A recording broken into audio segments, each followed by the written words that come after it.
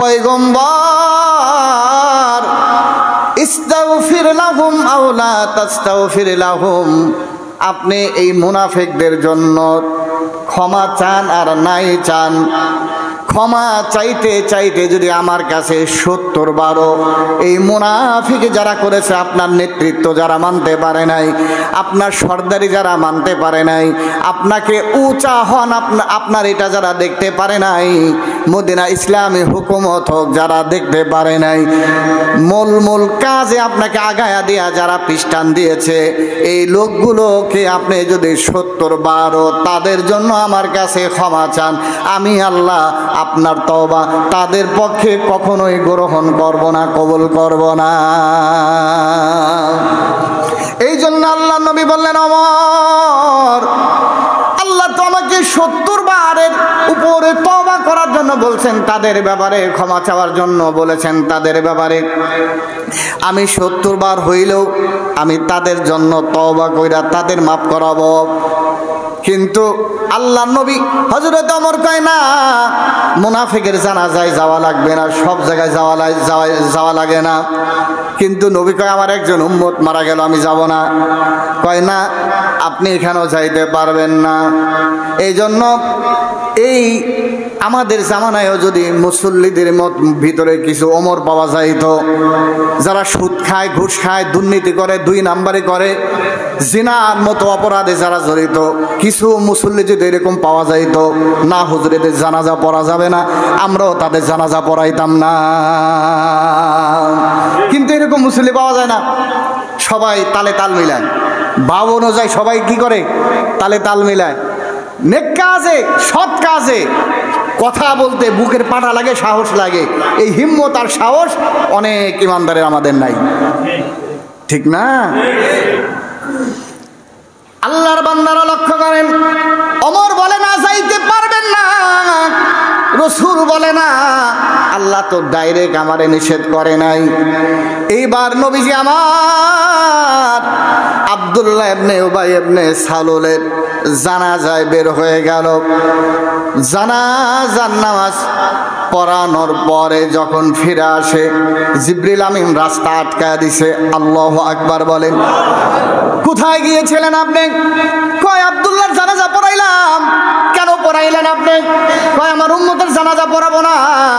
কয় কেন আপনি পড়াইতে গেলেন? আপনারে আল্লাহ নিষেধ করছে না? কয় ডাইরেক্ট তো নিষেধ করে নাই। কয় ডাইরেক্ট নিষেধ করে নাই, তাহলে শোনেন, এবার শোনেন, আল্লাহ ডাইরেক্ট এবার নিষেধ করে দেয়, ওয়ালা তুসাল্লি আলা আহাদিম মিনহুম মাতা আবাদা ওয়ালা তাকুম আলা কবরি ইন্নাহুম কাফারু বিল্লাহি ওয়া রাসূলিহি ওয়া মাতু ওয়া হুম ফাসিকুন। আল্লাহু আকবার বলেন। সূরাতুত তাওবার 84 নম্বর আয়াতের ভিতরে, সূরাতুত তাওবার 84 নম্বর আয়াতে বলতে পারেন হুজুর বানায়া বানায়া কথা কন, আমার আল্লাহর কথা কারো মানতে অসুবিধা আছে নাকি? কারো অন্তর যদি ছিঁড়েও যায়, তারপরে আমি আল্লাহর কথা থেকে বিরত থাকতে পারবো না? কি কন আপনারা? কারো অন্তর যদি ছিঁড়েও যায়, তাহলে আমার আল্লাহর কথা থেকে আমি বিরত থাকতে পারবো না। কানের কথা বলা থেকে বিরত থাকতে পারবো না। আল্লাহর বান্দা, হক কথা বলতে হবে। এবার রাস্তা আটকাই দিছে জিবরিল। এখন তো আটকাইছিল কে? ওমর। আটকাইছিল কে? ওমর আটকাইছিল। এখন আটকাই দিছে কে? জিবরিল আমিন আটকাই দিছে। জিবরিল আমিন যখন রাস্তা আটকাই দিল, এবার রাসূল একটু পেরেশানির ভিতরে পড়ে গেল। আরে আমি কি অন্যায় করে ফেললাম? আমি কি কোনো ভুল করে ফেললাম? জিবরিল আমিন আটকাই দেয়, বলে পয়গম্বর যা করছেন করছেন, ওয়ালা তুসাল্লি আলা আহাদিম মিনহুম মাতা আবাদা, খবরদার এখন থেকে কোনো ফাসিক যদি মারা যায়, যারা বেনামাজি, যারা ইসলাম মানে না, যারা দুশমনি করেছে, বিরোধিতা করেছে, মুনাফিকি করেছে, যারা করেছে, তাদের জানাজা আজকে থেকে আপনি পড়তে পারবেন না। আল্লাহু আকবার বলো।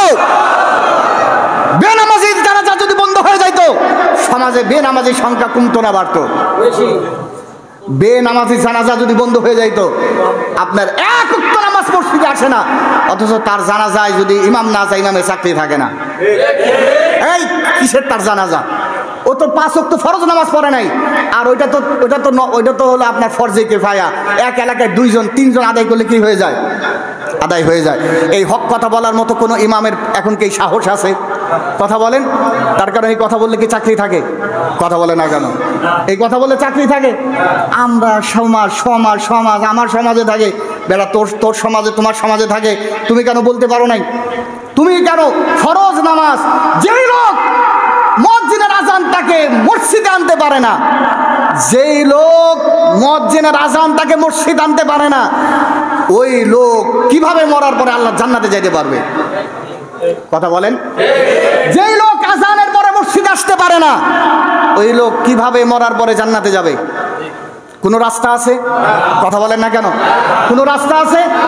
যেই লোক আযানের পরে মসজিদে আসতে পারে না, সেই লোক জান্নাতে যাওয়ারও সম্ভাবনা। এটা কোরআন। কে বলেছে? জাহান্নামে কেন আসছো? লাম নাকু মিনাল মুসাল্লিন, নামাজে ছিলাম না। কি ছিলাম না? তাহলে নামাজ না পড়া জাহান্নামে যাওয়ার কারণ। নামাজ না পড়া কোথায় যাওয়ার কারণ? জাহান্নামে যাওয়ার কারণ। এই জন্য আল্লাহর বান্দারা, জিবরিল আমিন বলেন, এখন থেকে সাবধান, ওয়ালা তুসাল্লি আলা আহাদি মিনহুম, খবরদার খবরদার, এখন থেকে ওয়ালা তুসাল্লি আলা আহাদি মিনহুম মাতা আবাদা। এখন থেকে যত মুনাফিক মারা যাবে, বেঈমান মারা যাবে, ফাসিক মারা যাবে, ফুজ্জার মারা যাবে, পাপিষ্ঠরা মারা যাবে, খবরদার খবরদার, আপনি তাদের জানাজা পড়াইতে পারবেন না। শুধু জানাজাই না, এবং তাদের কবরের পাশে গিয়ে যে দোয়া করবেন, ওয়ালা তাকুমালা কবরে, আল্লাহ কয় না না, তাদের কবরের পাশে গিয়া আপনি তাদের জন্য দোয়া করতে পারবেন না। আল্লাহু আকবার। শুধু এখানে ক্ষান্ত নয়, আল্লাহ তাআলা বলেন কেন? যে ইন্নাহুম কাফারু বিল্লাহি ওয়া রাসূলি, তারা আল্লাহকে পছন্দ করতে পারে নাই, নবীকে পছন্দ করতে পারে নাই। ওমাতু ওয়াহুম ফাসিকুন, পাপাচার কইরা, মুনাফিকি কইরা তারা মারা গেল। এমন অবস্থায় যারা মারা যাবে, তাদের জানাজাও নাই, তাদের আপনার দোয়াও নাই। এই কথাটা কার? আওয়াজ দিয়ে বলেন কার? কোরআনের সূরাত তাওবার কত নম্বর আয়াত? 84 নম্বর আয়াত। কত নম্বর আয়াত? এখন আল্লাহর বান্দারা লক্ষ্য করেন, এই যে আব্দুল্লাহ ইবনে উবাই ইবনে সালুলের শানে আয়াতগুলা নাজিল হয়ে গেল। মুনাফিকি কইরা জিতছে না ঠকছে? কথা বলেন। মুনাফিকি কইরা জিতছে না ঠিকছে? রাসূলের বিরোধিতা কইরা জিতছে না ঠকছে? রাসূলের বিরোধিতা